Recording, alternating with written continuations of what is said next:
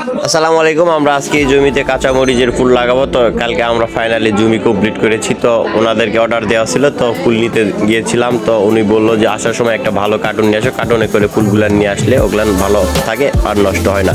আসার সময় অনেকে বলতেছে যে এতগুলান মিষ্টি নিয়ে কোথায় যাচ্ছিস। ওনাদেরকে বললাম এখানে কোনো মিষ্টি নেই, আছে হলো কাঁচা মরিচের ফুল।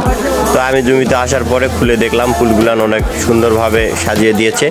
তো আমি এক হাতের একটু বেশি করে দুইটি লাঠি কাটিয়ে নিলাম। তো এই মাপ অনুযায়ী আমরা ওটা লাগাবো। আর যেহেতু কাঁচা মরিচের ফুলগুলান একবার অতগুলান নিয়ে যাওয়া যাচ্ছে না বা একটু একটু করেও দেওয়া যাচ্ছে না, এই জন্য কিছু ফুল হাতের মুঠো নিয়ে ওগুলান লাইনে একটু একটু করে মাপ মতো দিয়ে যাচ্ছি। ওটা একটু 19-20 হয়ে গেল, ওটা আমরা ঠিক করে ওই কাঠির মাপ অনুযায়ী লাগাবো।